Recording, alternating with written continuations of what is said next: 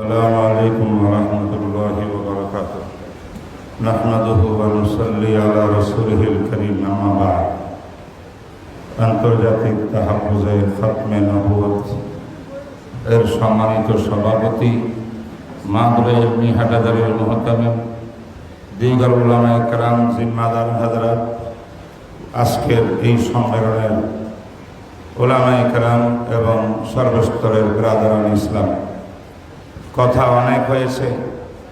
আজকের বিষয়বস্তু হলো রাষ্ট্রীয়ভাবে কাদিয়ানীদেরকে অমুসলিম ঘোষণা করার জন্য আজকের এই সম্মেলন।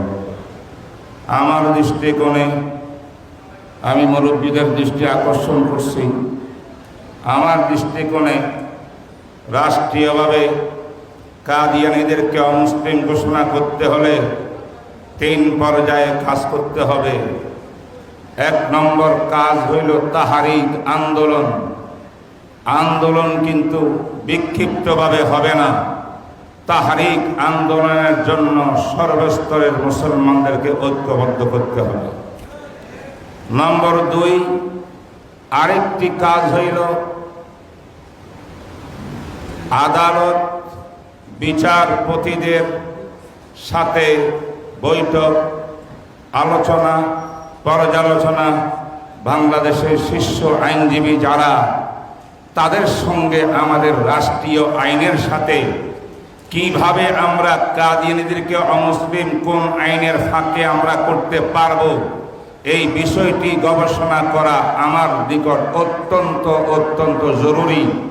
আলহামদুলিল্লাহ, সংবাদ শোনাই বাংলাদেশের প্রায় কয়েক ডজন আইনজীবী শীর্ষ এমন আছেন, যোগাযোগ চলছে আমাদের সাথে, যারা বলেন হুজুর আপনারা আগে বাড়েন, আমরা আদালতে যাহা করণীয় করব, আমাদেরকে ডকুমেন্ট তৈরি করে দেন, ডকুমেন্ট তৈরি করলেই আমরা আগে বাড়ব।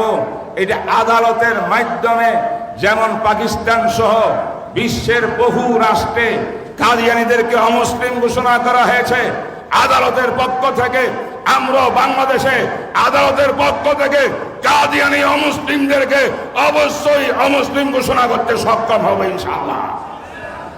3 নম্বর, আবার পার্লামেন্টে এটার অনুমোদন লাগবে। তাই পার্লামেন্ট সদস্য যারা আছেন, যাদের মধ্যে ইসলামের প্রেরণা আছে, বিশ্বনবীর মুহাব্বত, রিসালাতের মুহাব্বত আছে, তাদের সঙ্গে আমাদের নেতৃবৃন্দ বৈঠক করে একজাত এমপিদেরকে রেডি করতে হবে। সংসদে প্রস্তাব দিয়া এই প্রস্তাবকে পাশ করানোর যেই কোনোভাবে ব্যবস্থা করার জন্য আরেকটি মেহনত সংসদের মধ্যে করতে হবে। এটা রাষ্ট্রীয় ব্যাপার, আদালতের ব্যাপার, আন্দোলনের ব্যাপার। আন্দোলন ছাড়াও হবে না, আদালত দিয়ে হবে না শুধু, এবং পার্লামেন্ট দিয়ে হবে না। 3টা পথে একসঙ্গে আন্দোলন করতে পারলে এই দেশ থেকে কাদিয়ানী বিতাড়িত হয়ে বাধ্য হবে ইনশাআল্লাহ।